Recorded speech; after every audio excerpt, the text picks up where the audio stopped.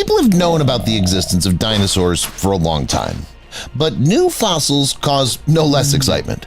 The remains of one of the largest dinosaurs of its time, the skeleton of a huge flying monster, and more.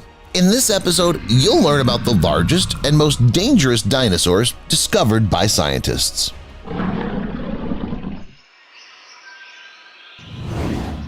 The first thing I'd like to talk to you about today is this photo, which was sent to me by a subscriber.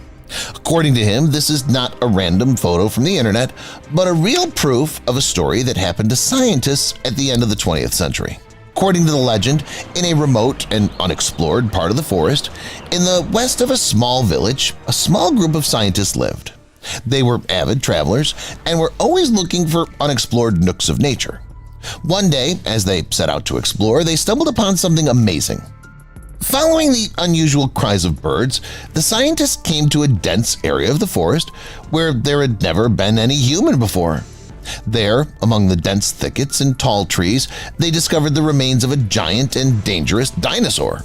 It was so large that its head was comparable to 3 adults. Of course, they immediately took samples of the remaining tissue and took it back to their lab. The public was only given a picture, not wanting to share this amazing find. The scientists asked for a lot of money for the information, which the government was not willing to give. Do you think the people shouldn't have paid them? Or did the authorities make the right choice, considering these guys charlatans and liars? Share your thoughts in the comments. A big find in South Africa, but I would definitely not consider scientists from South Africa charlatans because they not only found traces of an ancient and giant dinosaur, but also provided open access to them for all comers. This is not the first time that these paleontologists have forced others to look at the world from a different angle. Just imagine, about 200 million years ago, our planet was inhabited by a 12-ton dinosaur, one of the largest land animals in history. The paleontologists have found that the ancient lizard walked on 4 legs and lived on the plains of modern-day South Africa. The area is now a mountainous region with grasslands, but 200 million years ago, it was semi-desert with small oases. The dinosaurs are thought to have led a nomadic lifestyle, moving from one fertile area to another. Once the bones of this monster were completely removed from the ground, people were in confusion for a long time, trying not to make a mistake about which species of dinosaur it belongs to. The dinosaur was similar to many, but its large limbs did not allow making the wrong decision. In the end, scientists said that this monster was related to other species, so with a high degree of probability, it's a completely new species and not someone already known. A huge skeleton. The next amazing find was made in Portugal in 2017. At that time, construction work was underway in this area, and people did not even think of finding someone. But suddenly, and unexpectedly for everyone, something strange was found under one of the towns. These were fragments of fossilized bones of a dinosaur. It was not just another small dinosaur, but the largest one. Portuguese and Spanish paleontologists immediately arrived at the site and began to dig up dinosaur traces. As a result, they came to the conclusion that their find was the skeleton of probably the largest dinosaur ever discovered in Europe at that time. This giant must have belonged to sauropods, a vast group of 4-legged herbivorous dinosaurs characterized by long necks and tails. Its height was 40 feet, and it reached 80 feet in length. This find became incredibly valuable, not only because of its size, but also because all of these bones were in fairly good condition. They allowed scientists to learn much more about ancient creatures than expected. Flying dinosaur. Terrestrial predators are cool, but it's just as cool to find traces of flying monsters that hovered above the planet hundreds of millions of years ago. One of them was this young pterosaur, which skeleton was found by an ordinary graduate student. The girl was vacationing on the island of Skye in Scotland and unexpectedly came across something solid and strange. She decided to dig up this mystery, and with every step she was more and more surprised. The graduate student did not believe her luck, but still found the strength to dial the real scientists doing excavation. They arrived at the site and thanked her for her promptness. Now the scientists had a giant skeleton of a young pterosaur. It's even scary to imagine what it could be if it grew up a little more. because according to calculations, its wingspan was 8.2 feet at that moment. Because of their enormous size, these raptors could prey on land animals. Interestingly, earlier scientists thought that pterosaurs increased in size much later, but apparently everything was slightly different, and the story will still have to be corrected. And while we're talking about pterosaurs, let's mention the legendary soaring representative of this clade, which is considered to be not the largest in all of history, but certainly one of the most interesting. I'm talking about Azdarcho.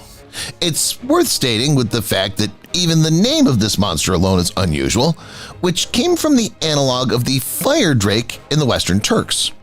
It was a 100-year-old snake with many heads that lived in bodies of water. Ironically, according to scientists, Azdarcho also liked to relax in the water, even though it was a flying predator. Although it actually makes sense. This pterosaur must have used its long neck as a cutwater, which allowed it to hunt aquatic animals while remaining in flight. However, later this idea was rejected. It turns out that Azdarcho did not have some specializations necessary for such a way of life. Besides, such a hunt was quite energy-consuming, and given its size, it would not be profitable at all. But how did the pterosaur hunt in this case? Everything is much simpler than it might seem at first glance. Although the animal had wings, they were not strong enough, and the excess weight did not allow the monster to fly. It hovered only in calm weather when nothing was in its way, and it did it for relatively short distances. The rest of the time, Azdarcho wandered through swamps and forests, searching for prey equal to its size, which it dealt with one precise blow of its beak. The beak, by the way, had just insane size, which means that the strength in it was beyond the limit. Another creature that was happy to boast of its incredible strength was Leopleurodon. This monster did not walk on land, for it was a sea dweller. Its strong and large flippers allowed it to easily travel any, even great distances in a short period of time. The fact that it easily caught up with absolutely any prey is obvious. And even if the prey was hiding from Leopleurodon, it didn't help it much. After all, the predator had nostrils, able to catch any odor underwater. It fed on large fish, mollusks, as well as other marine reptiles. In fact, it's quite difficult to assess its capabilities because people do not fully understand how large it was. For example, at the end of the 20th century, in one of the movies, it was shown as an 80-foot giant weighing 150 tons. Something incredible, right? Later, after studying new remains, people made adjustments and reduced the size by almost half. However, this is still not fully confirmed, so who knows? Maybe it was even bigger than we think. Sarcosuchus. Of course, you can think about the potential of animals for a long time, but the facts remain and they need to be accepted. So now I'll tell you about an animal that really put even the largest dinosaurs of its time to flight, and there's no doubt about it. I'm talking about Sarcosuchus, if its modern relative, the saltwater crocodile, which is the largest representative of the crocodile family, would never have challenged dinosaurs, then Sarcosuchus not only did it, but also hunted them for real. It could reach 40 feet in length and weigh over 4 tons. Narrow muzzles are more hydrodynamic than wide jaws, so it takes less effort to open and close them quickly underwater. As they matured, the muzzle of Sarcosuchus became wider. Along with this, their diet expanded. They had the same careful hunting style as their modern relatives. Sarcosuchus never let anyone go. When Sarcosuchus opened its mouth, it definitely caught prey, and there was no way for anyone to get out of its mouth anymore. If the target was too large, it would simply bite it from different sides, thus depriving it of strength and the ability to move normally. Once the prey had lost control of its body, Sarcosuchus would return to it and finish what it had started. It definitely wasn't going to waste its energy on these stupid things. In theory, it would have defeated Leopleurodon, Azdarcho, and many other creatures, if only they didn't have a numerical advantage. But there's one opponent I'm not sure about, and that's Megalodon. If it were next to Sarcosuchus, I wouldn't say which animal would win. It had the same powerful jaws, giant teeth, and just abnormal size, even bigger than that of the crocodile. At the same time, Megalodon was inferior to the crocodile in maneuverability and was less intelligent.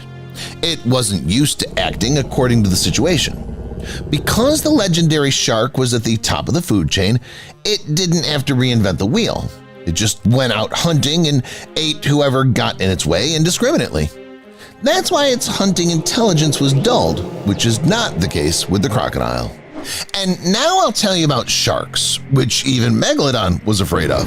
The creature that will be discussed now has an interesting name. It's consonant with the pseudonym of the villain from the first parts of Spider-Man movies. Hint, the name begins with the word green. He flew and threw bombs. Yeah, of course, you thought right. I mean goblin. Shark, on the other hand, got such an unusual name for its ridiculous appearance. It is, to say the least, those pinkish colors on the snout are directly related to the shark's large number of blood vessels. Well, the rest is just a figment of nature's imagination. Fishermen were lucky enough to catch this creature in the 1980s. People were shocked to encounter this monster of the deep. The creature was first handed over to scientists for detailed study. Nevertheless, it was never possible to learn anything for sure about the entire genus of these sharks. Too few individuals were caught by humans. It's known that these sharks can grow up to almost 13 feet in length and weigh more than 440 pounds. The main feature of this fish is its liver. The liver, by the way, weighs a quarter of the total body weight of the fish. In the goblin, this is not a simple organ. It stores nutrients, which helps the shark to live a long time without food. Even 2 or 3 weeks of starvation will not deprive it of all its strength.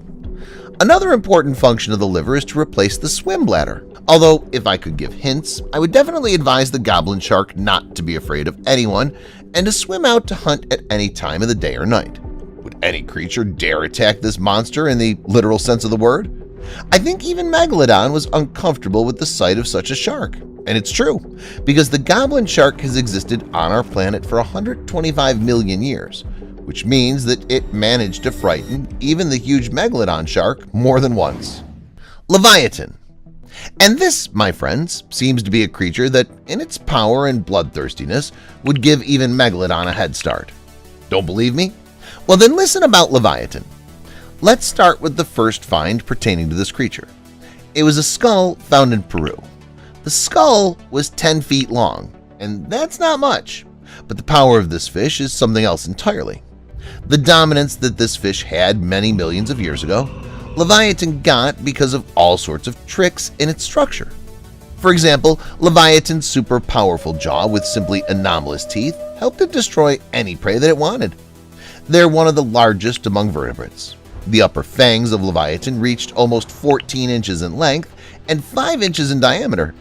Just imagine that tooth, and then imagine an entire jaw of such sharp daggers. You might say, but you can't surprise anyone with just teeth. What's the use of them? And I'll tell you, as a gift from nature, this fish received a very strong temporal muscle. In mammals, it's responsible for the power of biting.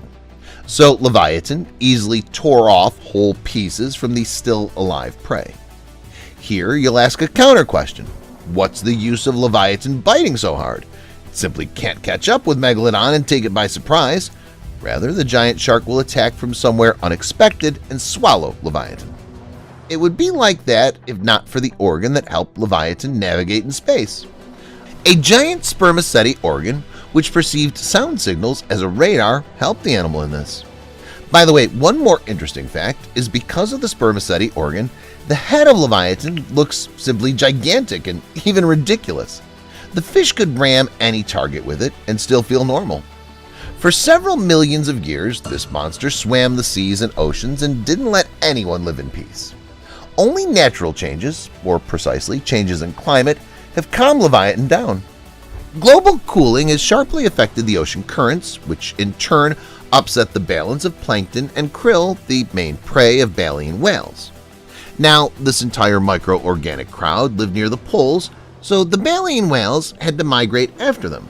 Well, those whales that remained in the warm tropical seas were to die out due to starvation. Leviathan simply had nothing to eat because all the baleen whales at the equator were extinct.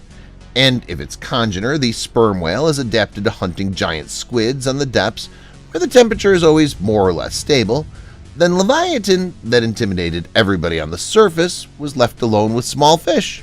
But alas, they couldn't feed Leviathan, which weighed several tens of tons. Since I mentioned sperm whales, I suggest we look at them. because these creatures also definitely deserve attention. The fact is that these creatures have literally no equal on Earth nowadays in terms of their unique body structure. When you see these creatures, you inadvertently think, what if the sperm whale is not from our planet at all? What if it was put here by aliens? What's more, the sperm whale behaves differently all the time. Sometimes it may behave like it was a knight in the past life that honored laws and rules. At other times, the alien creature may massacre everything indiscriminately and not even succumb to the slightest bit of doubt. But let's go everything in order. Let's start with a description of the creature. The average length of the males is 66 feet, and the females are about 36 feet long. They can weigh up to 70 and 30 tons respectively. This is the first difference from most creatures, as almost always the female is larger than the male. But this is only the tip of the sperm whale's life. It also has an intestine which is 525 feet long. And why, one may ask, is it so large? Even scientists still can't give a definite answer. Intestine, by the way, is not the only organ that differs from other creatures. The sperm whale also has non-standard lungs. They're 2 times smaller than those of older whales. Until now, scientists are not quite clear where it gets so much air to stay underwater for hours. The brain of the sperm whale is the largest in the entire animal world, yet it's only a few times larger than the human brain. And the brain is in the head, which is 1/3 of the entire huge body. Why is it so huge? As for the jaws, the lower jaw is much shorter and smaller than the upper one, which is completely fused with the head. The lower jaw contains 18 to 30 pairs of conical teeth. The weight of each of them is about 2 pounds. And it would be okay, it's a carnivore and seems to need teeth, but the thing is that the sperm whale practically doesn't use them. It just sucks up its prey and that's all. At the same time, its mouth opens 90 degrees. Speaking of prey, anyone can be it. After all, the giant needs to eat about a ton of food a day. From the creature that lives in our modern oceans, I propose to go to a much more ancient but no less dangerous and interesting creature, Mosasaurus huffmani. In brief, it was a widespread and very successful marine predator which appeared about 70 million years ago. For the average person, it may be a revelation that this more than 46-foot-long sea monster was actually a lizard, but not a simple one. It was a much more advanced and intelligent lizard. This so-called advanced lizard bore many similarities to whales. It ate everything it could get its hands on. The main thing was that its prey was big enough to make up for the lizard's energy expenditure on the hunt. Speaking of hunting, Mosasaurus huffmani preferred the following method. It would hide in the depths and wait for the right moment until the prey was above it. As soon as the right moment came, Mosasaurus huffmani rushed upwards and rammed its potential prey, stunning it and trapping it with its powerful jaws, thus depriving it of the ability to move. And then it was a matter of technique. And considering the size of Mosasaurus huffmani, 49 to 56 feet in length and weighing about 15 tons, it was almost always possible to ram the prey. The force of the blow was colossal. Basilosaurus. Next, we have another creature that has the saurus suffix in its name. You might ask the logical question, why is it a saurus? Were they dinosaurs? And indeed, the creature received such a name by mistake. The fact is that when its skeleton was first found, scientists identified Basilosaurus to dinosaurs because of the large number of finds. They thought such a giant couldn't swim somewhere underwater. Some time passed and the scientists realized that their colleagues were wrong, and before them was still a whale. Then the animal was given another name, Zeuglodon, which translates as whale-like yolk teeth. Fun fact, people have not been properly engaged in the search of the remains of this creature. Its bones washed up ashore on their own. Curiously enough, without giving them much importance, people began to use these bones in the construction of furniture. Just imagine, today there's a piece of Basilosaurus in some locker, and 40 million years ago, it was the largest predator of all living then. Because of its long vertebrae, its body was about 59 to 69 feet long. Wiggling like a snake in the water, this giant easily caught up with its prey, large fish, sharks, and even whales.